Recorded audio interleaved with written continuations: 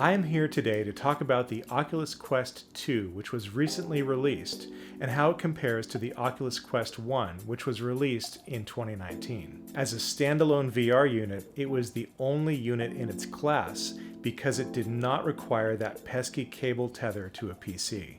As somebody who owned the HTC Vive, I wanted a little bit more freedom out of my VR experience, and when the Quest 1 was released, it really hit that nagging spot that many of us had for VR. It's the freedom.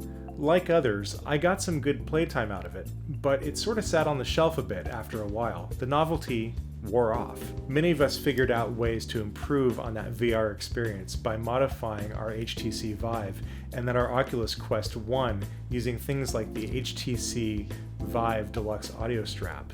So when Facebook, sorry about that, released the Quest 2, it answered many of the questions that people had about comfort and tracking and things like controller size that I wanted to compare for you today in this video. There are three main points I'd like to cover for you today in this comparison video, even though this is completely non-exhaustive.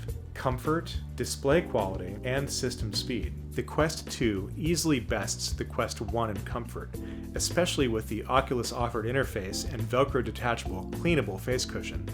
I compared the Quest 1 with the Vive Deluxe Audio Strap and its inbuilt headphones with the Quest 2 and the Elite Strap with a pair of lightweight COS Porta Pro headphones. This comparison matches functionality between the two experiences. Overall, the Quest 2 distributes its weight more evenly across the head and doesn't pinch my face as much. In weight, the Quest 2 with my COS headphones is only 61 grams lighter, weighing in at 717 grams, as opposed to the Quest 1 and the Deluxe Audio Strap at 778 grams. The Quest 2 clearly wins in this regard.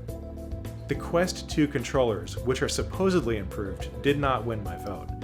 Unfortunately, as I have smaller hands, I found them uncomfortable and quite uncertain to hold onto while playing Beat Saber.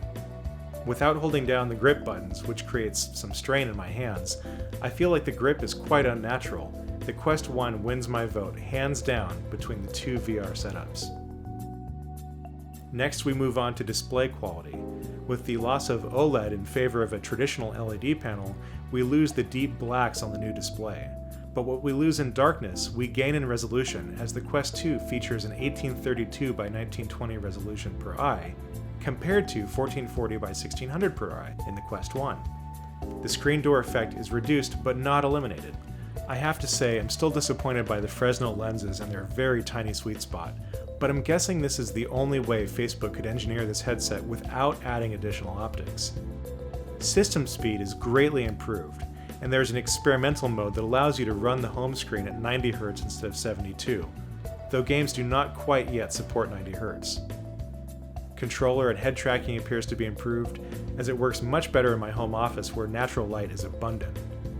My subjective benchmark for this is Beat Saber, where I miss far fewer boxes than I ever did on the Quest 1. I just get the impression that tracking happens faster and with higher accuracy than on the Quest 1 as well. All said and done, the new system is mostly an improvement over the old system. The price is also cheaper until you start adding on accessories, like the Elite Strap or the battery strap, which has not been shipped yet.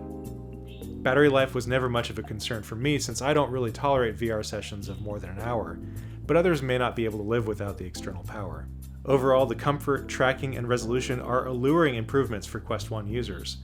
Whether you can tolerate less dark blacks, a lack of headphones built into the Elite Strap, and different controllers is up to you.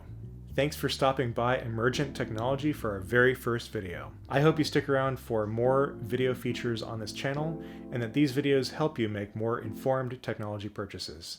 Cheers.